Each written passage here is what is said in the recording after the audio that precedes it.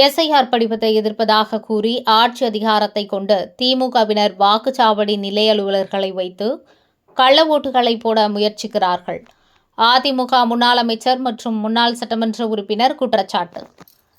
Chennai திருவொற்றியூரில் SIR வாக்காளர் பட்டியல் திருத்தம் பணிகள் விரைந்து செயல்பட வேண்டி மேற்கு பகுதி கழகம் சார்பில் அஜாக்ஸ் பேருந்து நிலையம் அருகே உள்ள தனியார் திருமண மண்டபத்தில் முன்னாள் சட்டமன்ற உறுப்பினர் கே. குப்பன் தலைமையில் வட்டக்கழக செயலாளர் மற்றும் BLA-2 பாக செயலாளர்களுக்கான ஆலோசனைக் கூட்டம் நடைபெற்றது.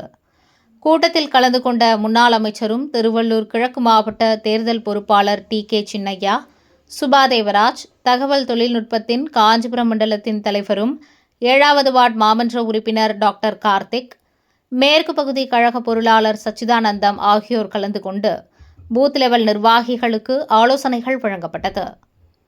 அப்போது பேசிய முன்னாள் அமைச்சருமான சின்னையா மற்றும் முன்னாள் சட்டமன்ற உறுப்பினர் கே. குப்பன் பேசுகையில், எஸ்ஐஆர் படிவத்தை திமுகவின் தலைவர் ஸ்டாலின் கூட்டணி கட்சிகளுடன் எதிர்ப்பதாக குறிப்பிட்டு, திமுகவினர் எதிர்ப்பதாக கூறி மறைமுகமாக கள்ள ஓட்டுகளை போடுவதற்காக தேர்தல் நிலைய அலுவலர்களிடம் எஸ்ஐஆர் படிவங்களை திருடிக் கொண்டு ஆட்சி அதிகாரத்தை கையில் வைத்து கள்ள ஓட்டுகளை போட திமுகவினர் முயற்சிக்கின்றார்கள்.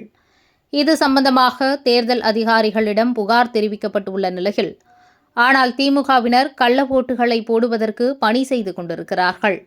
இதெல்லாம் நாம் எதிர்த்து போராடி 2026ஆம் ஆண்டு சட்டமன்ற தேர்தலில் எடப்பாடியார் மீண்டும் முதலமைச்சராக வரவேண்டும் என்பதற்காக நம் அதிமுகவின் ஓட்டுகளை தவறவிடாமல் BLA-2 நிர்வாகிகள் ஈடுபட வேண்டும்.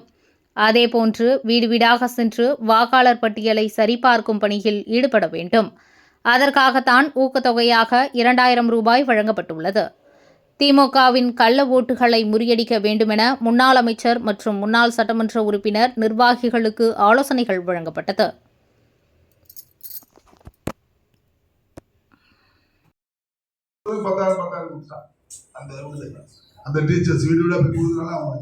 பணம் கொடுத்து வாங்கலாம். அந்த அளவுக்கு இன்றைக்கு பணத்தை வைத்துக் கொண்டு இந்த BLO பணியை திமுக இந்த வாக்காளர் சேர்ப்பு பணியை ரொம்ப மோசமாக பண்றாங்க. அந்த அதிகாரிகள் கூட ஒரு வாரம் முதல்ல ஒழுங்கா இருந்தாங்க. 1ஆம் தேதி ஆரம்பிச்சாங்க. ஒரு 7 நாள் அப்படி இப்படி அந்த ஃபார்ம் கொடுக்குற அதிகாரிகள்லாம் கொஞ்சம் ஒழுங்கா பண்ணாங்க. ஆனால் நீ 15 தேதி ஆயிடுச்சு. இதுக்கு மேல எல்லாம் அந்த திமுக காரங்களை சேர்த்துக்கிட்டு அவங்க ஒரு பல சித்தொழி வேலை பண்ணாங்க. நம்ம இதுல தாம்பரத்தை இன்னைக்கு கூட பாத்தீங்கன்னா ஒரு திமுக கவுன்சிலர் மொத்தமாக கொடுத்துட்டு போயிட்டாங்க. நாங்களாம் போய் சண்டை போட்டு அதை கொடுக்கணும். இன்னைக்கு தாம்பரத்துல திமுக கவுன்சிலர் மொத்தமாக கொடுத்தாங்க. 800 ஃபார்ம் கொடுத்தாங்க அவங்க கிட்ட. அது கேள்விப்பட்டு அப்புறம் போய் சண்டை போட்டு அந்த ஃபார்மை கொடுக்கணும். இப்படி பல்வேறு பணிகளை திமுக செய்யறாங்க.